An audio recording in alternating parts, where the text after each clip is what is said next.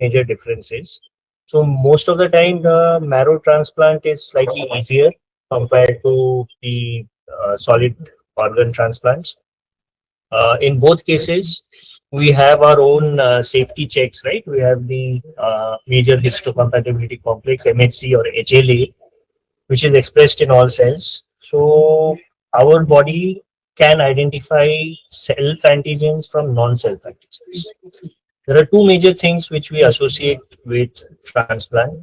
One is rejection. It can then be further divided into acute, hyperacute, subacute, chronic kind of rejections. And you have graft versus host disease. So basically, what we understand is whenever we're talking of transplant, we need to suppress the immune system of both the donor and whatever transplant tissue is being given, try to reduce the antigenic expressions on those tissues, right? Yeah. So why is solid transplant needed? Okay, it is needed sometimes as you have organ failure. There's no other way. Chronic kidney disease hai. You have to do a. I mean, you have two kidneys, but both of them have failed. So at some point, you're going to need a organ transplant. Most of these are allogenic transplants which happen. The main things, the main problems that we are worried about during a transplant are two. Transplant rejection, where the host immune system attacks the graft. That means the person who is receiving the organ, their immune system attacks or rejects the graft. And we have something known as the graft versus host disease or GVHD, where the donor immune cells, which are there in the tissue or the organ, they attack the immunosuppressed host. So this is the major difference that we should always be alert of. GVHD, it is the donor immune cells which are attacking the host, and the rejection, which is opposite, where the host is attacking the received transplant. Okay, right. So there are certain, I mean, how does it link with cancers and all? There are certain studies where they've seen that there's an association between graft rejection and post-transplant malignancy in solid organ transplant, right? And if you see that when you look at the biology of tumor or tumor biology, one of the hallmarks of cancer is immune evasion. And at the core of transplant immunobiology, you will understand that you have to make the recipient of a transplant tissue, you have to suppress their inherent immune system. So that can often give rise to post-transplant malignancies, right? So one critical part is the immune system, but it is not the only thing that we are monitoring. From the biochemistry point of view, what else can we do? We look at various biochemical markers which indicate organ damage. We look at infections, we look at sepsis, we look at HLA matching, and different kinds of inflammatory markers are also monitored to predict whether there is going to be rejection, to predict if the graft has been taken or accepted by the recipient. So to improve long-term transplant outcomes, it is crucial to identify newer biomarkers. None of these biomarkers are 100% accurate in predicting whether the transplant has happened successfully. But when you look at them in conjunction, you have a lot of inflammatory markers, lot of markers where there is thrombosis, there are these kind of cells. When you do a flow, you see that, okay, these killer cells, cytotoxic cells are in the tissue. That means the chances of rejection are high, right? So what do we monitor to improve long-term transplant outcomes? It is crucial to identify these kind of biomarkers. We need to assess the donor organ quality before transplantation, detect immunoactivation and rejection if it is happening early on in the stage of transplant, monitor rejection and disease progression, and respond to patient immunotherapies. Yeah. In addition, the transplant field lacks prognostic biomarkers that can predict outcomes before implantation. So we are still searching. There's a lot of research which is going on, which has identified certain new markers, which we'll discuss subsequently. But not all of them are going to be, it's not a foolproof group of markers that we have, right? So such biomarkers could guide allocation, decision making, and patient risk stratification. So why these markers are important and why there is so much interest in identifying these kind of novel markers. So donor and recipient assessment, it is at is the basic thing that needs to be done. Screening potential donors, assessing suitability of them being a donor, and also a matched HLA type matched recipient is very crucial in organ transplantation. During transplantation, what all you need to see? You need to see if electrolytes are fine, glucose is all right, acid base imbalances तो नहीं हो रहा है, सब चीजें अपने को देखना है. कैसे देखोगे एंजाइम्स LFT RFT ये सब चीज आप देखोगे. So standard biochemical markers in addition to the inflammatory markers and HLA like create protein create ratio in terms of when you're talking of a kidney transplant, albumin create ratio, electrolytes, CRP, other drugs, right? Early damage indicators, like while standard markers are useful, that is again the search is still ongoing. Causes of post-transplant proteinuria, it is taken as an indicator of graft injury or rejection. So you have a residual proteinuria from native kidneys, recurrent glomerular disease, effects of anti-HLA class 2 antibodies, effect of mTOR inhibitor drugs. So these are the things that can lead to post-transplant proteinuria, right? And these can be monitored individually. Risk of post-transplant, other glomerulonephritis and nephrotic syndromes that are associated with transplantation and their frequency. So this table basically highlights the kind of, this is mainly relating to transplantation of the kidney. So what percentage of patients who receive a new kidney land up with focal segmental glomerular disease is nearly 30%. Graft loss due to recurrence is nearly 50%. Similarly, 40% of patients land up with membranous nephropathy. And eventually the graft is lost in 11% of these cases. So likewise. So it is not a very easy scenario to manage medically, right? So when you're talking of transplant, you have to know about HLA, HLA matching. The HLA system plays a critical role, and you understand that because this is the HLA is the backbone based on which our body identifies which tissue or which antigens are self and which is non-self. So both major HLA and minor HLA antigens are compared and typed. You cannot do 100% match, but there are guidelines which says above what kind of matching a transplant can go ahead or not. Also, it is not just HLA. We also need to match for. Sometimes we need to match for ABO and RH. Right? So there are different types of graft. When we talk of graft, you have autograft, allograft, and xenograft. So autograft, these are like most of the times these are from the same patient, but a different tissue or different body, like a skin graft from one case to another. Right? Isograft, autograft, this is done in the same individual, like skin graft or blood between two genetically identical two individuals or twins, and so on. So the success rates of these kinds of grafts are high because even their HLAs are well matched, and most of the things are genetically there is a lot of compatibility between twins, and of course if it is the same person, it is the same person. No issue of looking at HLA and those things. Allograft is where we face most of the problems. This is done between two humans, same species. That means like a kidney transplant, cadaveric transplants, and all those things are forming the allograft.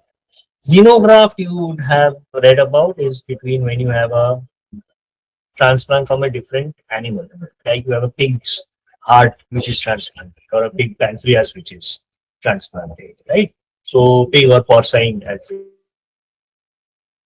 call it scientifically. So these are the things which we should know about, and each or different scenarios have different complications and challenges, right? Now, when you talk of rejection, the mechanism of rejection is mainly you have the HLA match is not there, and you have a lot of cytotoxic T cells, helper cells, NK cells, macrophages, B cells, which have gone inside the transplanted tissue.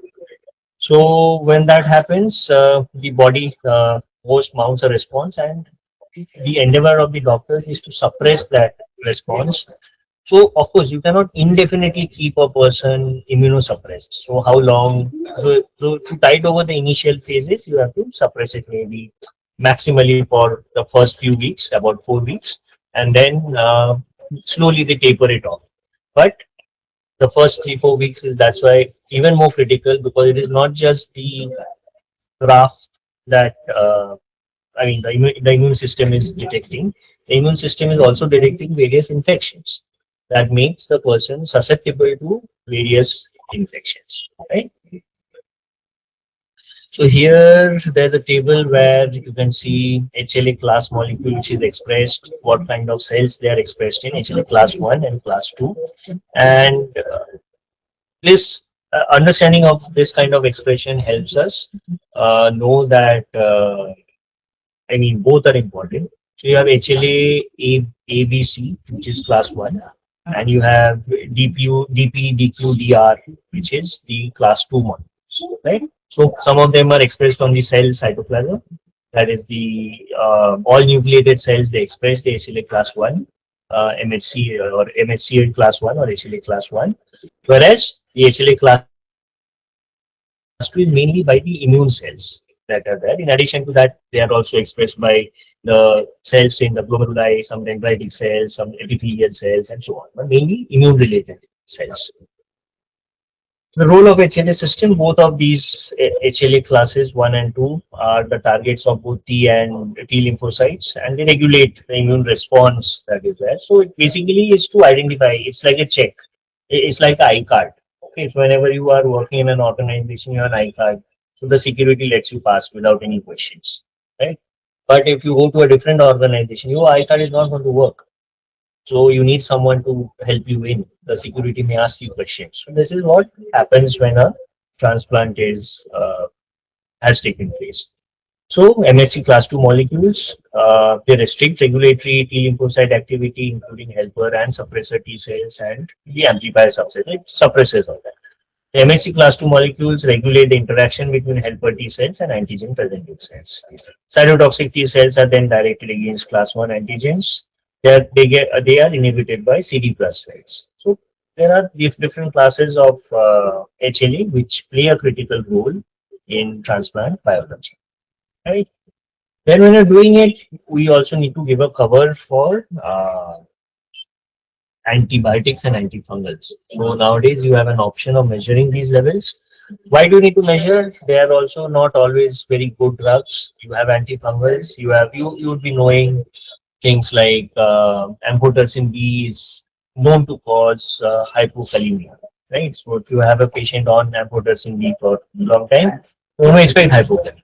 Similarly, you have other side effects of other immunosuppressive drugs, which are toxic to, again, they have their own toxicity towards various organs. So you need levels so that they are not exposed to the antibiotics, antifungals, and also the immunosuppressive drugs, so that you achieve the optimum level of immunosuppression without increasing the risk of the patient towards various infections. Then you have something known as graft versus host disease. Now here what happens is, so the first part that we discussed was rejections. Now we have graft versus host disease. In GVHD you have the immune cells of the donor which are attacking the host, the person who has received it. So how is it reduced or how do you avoid it? Is pre-transplant conditioning radiotherapy. Get rid of as much immune cells in the donor tissue as much as you can. What happens is still if there are certain signals, some cytokines, some disease-associated molecular patterns, lipopolysaccharides, they stimulate the immune cells, and that in turn leads to activation of various T cell clones, which interact with the adaptive immune system. You see, there's a cytokine storm, and this is a very bad thing. It's very painful and very rapidly deteriorating condition. That it doesn't take. It's not a slow condition, right? Causes severe end organs, right? So how it happens? So there are different phases. You have conditioning by irradiation or chemotherapy, which causes tissue damage. Damaged tissues and cells, they release disease-associated molecular patterns. So this is one of the things which is used as a marker. You have lipopolysaccharide from gut microbiota, other inflammatory molecules, cytokines like IL-1 beta, 6, TNF alpha, they all contribute to a cytokine storm. So these are the first danger signals that activate the host antigen presenting cells, which activate and polarize the donor T cells towards T helper 1 response or Th17. So they again interact with CD4 and the T cells, cytotoxic T cells, which finally end up with increasing the number of CD8 cells. The activated pathogenic T cells then infiltrate the target organs like GI tract, liver, skin, amplify the local tissue destruction. The presence of T regulatory cells help reduce GVHD severity through inhibition. Some of these signals are uh, suppressed. You have new markers like regenerating islet derived 3 alpha or reg 3 alpha, which is a gut specific marker, right? You have suppressor of tumorigenicity, ST2, which is a member of the IL-1 receptor family. So they are used as biomarkers to predict whether a GVHD is happening or not. So how did we come across this? With a lot of studies. So you can have all this elafine, reg3a, ST2, IL-6, various microRNAs, newer molecules based on proteomic studies. They are doing the rounds. I mean, there's a lot of research which is still ongoing, right? So this is a table where from this study I've seen a graft versus host disease after liver transplantation. Donor liver with T cells, the donor liver itself has the T cells. The recipient is unable to clear these lymphocytes. These T cells are then activated, right? And they attack the skin, the GI tract, bone marrow, and so on. Presentation, fever, rash, rapidly deteriorating condition, diarrhea, pancytopenia. Diagnosis by biopsy, and then you see that okay, in the flow you can understand there is a specific clone which is there, which is different from the person's inherent clone, right? Treatment again, high dose steroids, calcineurin inhibitors, you have immunosuppressants, second line IL-2 receptor blockers, TNF alpha, supportive therapy. Mortality is high. So this is not like a slow phase, it is very acute, hyperacute phase that happens, right?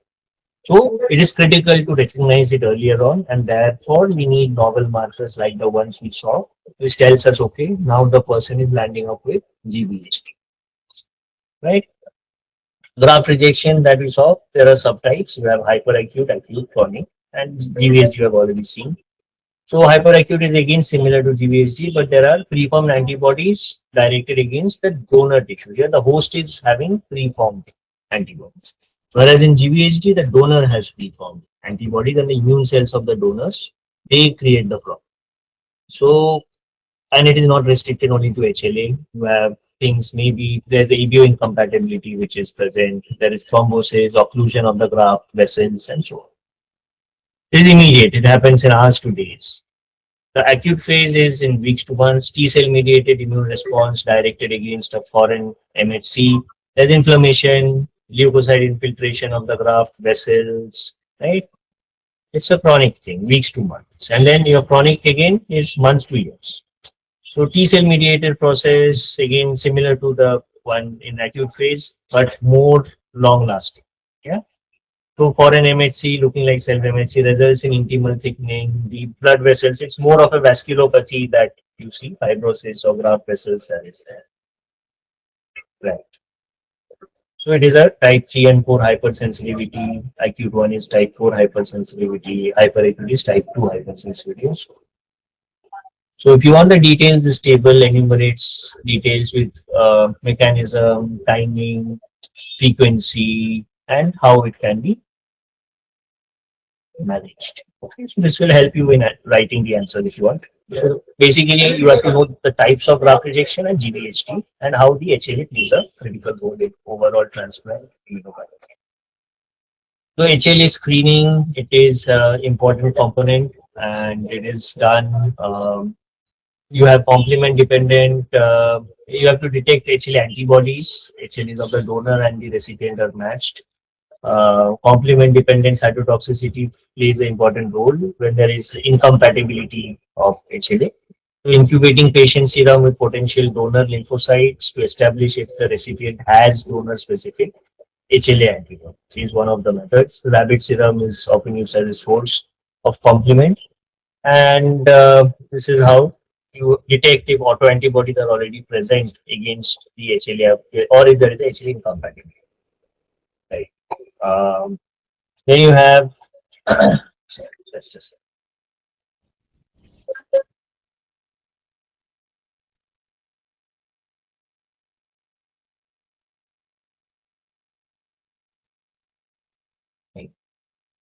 yeah, flow cytometry. This is basically the antibodies, HLA antibodies, and then you have something known as Luminix bead-based assays. This is a Luminix bead, and different HLA molecules are labeled, tagged with fluorophores, and it is then triggered. It is hit with a laser, and they're identified. If there is antigen-antibody binding which is happening, autoantibodies are present, it will light up, and you will identify those clones. Yeah. These are detailed steps which, like SOP, which are done for detecting HLA antibody via flow cytometry or Luminix based studies. So Luminix is a kind of a subset of flow where there are multiple beats. So you can multiplex. So Luminix helps us multiplex, but the core principle of detection is based on flow cytometry. This is what the instrument looks like. You have a bead. Each bead is having those antigens. When the antibody of if the antibody is present, the antigen antibody bind. Then you have a first laser which identifies which antigen or antibody you're looking at, and second is looking at the intensity when there is a lot of binding that has happened. So what do we have and what can we do? We have biochemistry analyzers, like you saw around the time of transplant. Organ function tests are important. Electrolytes important. Glucose, creat, electrolyte, everything is important. You need CMI or chemiluminescence based analyzers to look at maybe inflammatory markers, maybe look at the drug levels, therapeutic drug monitoring, markers of sepsis, and so on. ELISA for whatever is not available on the autoanalyzers. Flow cytometry based instruments is there for identifying HLA incompatibilities, and Luminex helps us multiplex those kind of things. Nowadays, interest with mass spec, and along with mass spec, you have, I mean, when you're doing Luminex, they're all antigen antibody tests, but you can also try to identify HLA based on the sequences, and molecular testing is also available. Finally, all of this churns up a lot of information and data, and just having data which we cannot use is not helpful. So you need AI and ML based algorithms to identify how you act or make this data actionable. So you have non-invasive biomarkers. There's a lot of research which is there, cell-free DNA, and all all these things you will keep pumping into because they are actually there in the research domains. A lot of work is being done in these areas with cell-free DNA, be it malignancy, be it autoimmunity, be it transplantation, be it infection. So everywhere these technologies are used, right? And there's nothing new to it. You would obviously expect them to be around. MicroRNAs. So there are examples. Some studies give you out some new markers, where like in liver or kidney, um, microRNA 10B, miRNA 2110, 150. So these are indicators of rejections or acute injuries after a transplantation has happened. Similarly, methods for enhanced monitoring of drug toxicity, cystatin C and GAL, these are all early kidney injury markers. They rise before creatinine or other RFT markers tend to increase. Right? Promising markers that you can take home are REG3A, ST2, CX, CL9, 10, IL8, TIM1, interleukins, all these things. They're not specific, but if they increase multiple times than their normal levels, then you can expect that there's something grossly wrong and the rejection is imminent. So these are there. Proteomics. So this is from one study where histologically BKV induced kidney damage can easily be confused with T cell mediated rejection. So virus induced kidney damage versus a graft rejection.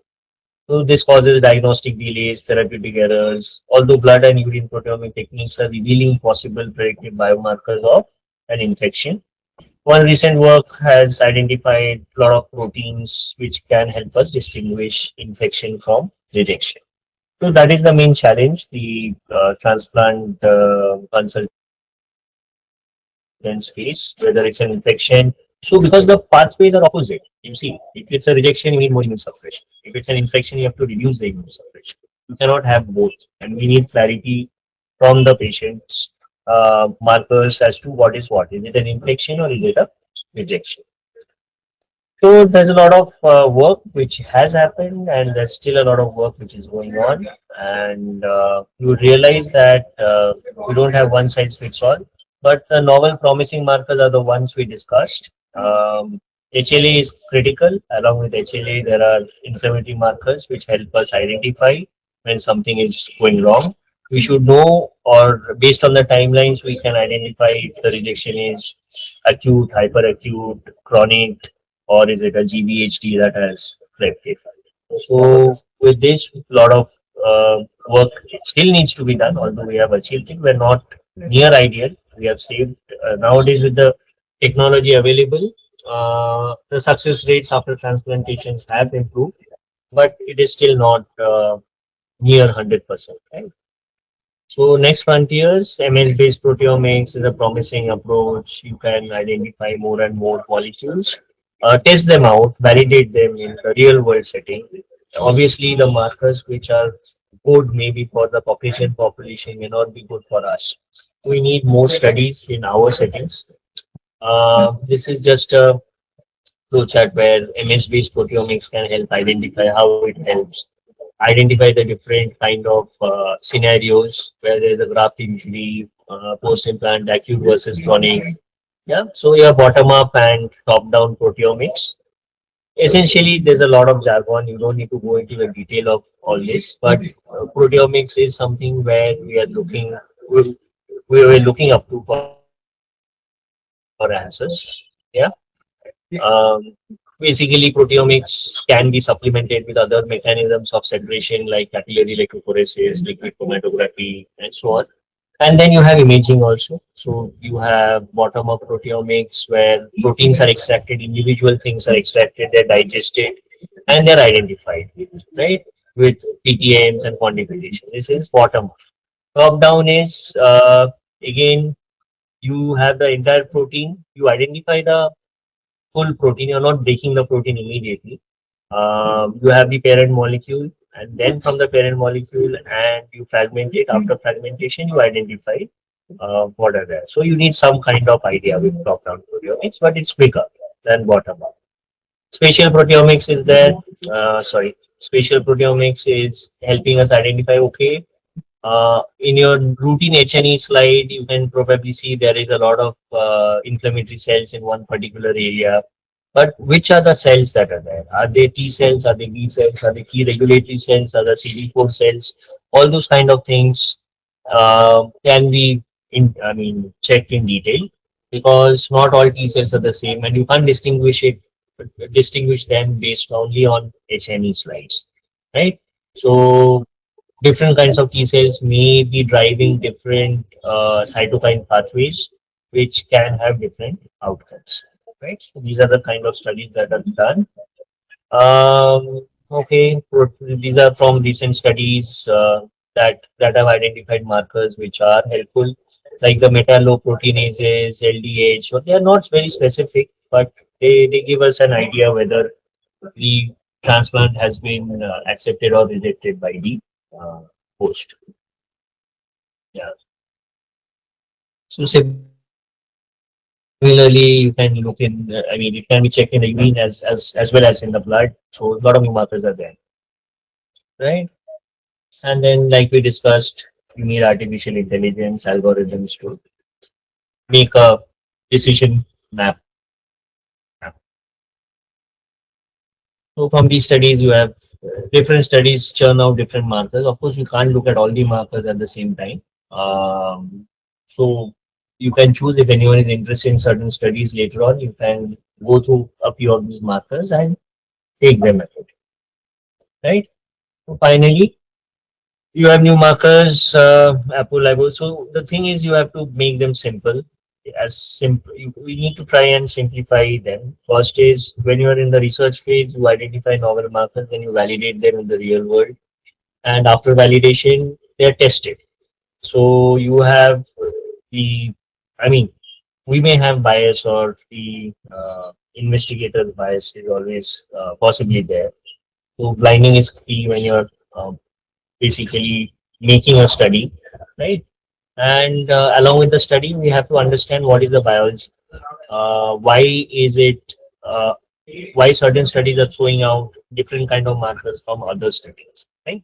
Many times it may be due to the kind of populations that have been selected. Sometimes it may be due to the technology that was used to identify and limitations of those technologies to identify certain markers. Right? So overall, we need an integrative approach, and more markers are always welcome. And we have to identify whether the predictions are happening due to a hyperactive T helper 1 kind of response, T helper 17 kind of response, or other markers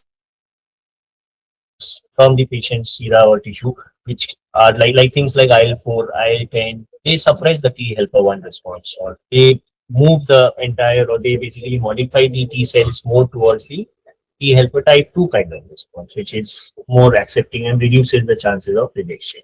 So these kind of crosstalk needs to be understood, whatever is happening between different kinds of immune cells, and there are different mechanisms by which it can be done. So future perspectives is, I mean, we need better markers, integrate the kind of technology that we have, and supplement it with AI and machine learning. So routine biochemistry, inflammatory markers, TDM, infections, electrolyte organ function test, all these are there at the background. Even though you're talking of immune biology, it is going to have, so if there is organ rejection, organ failure is going to happen. So routine biochemical parameters are going to get affected, infections are going to happen. So all these things need to be monitored, right? Okay, so with this, I'll end the talk and be happy to take any questions.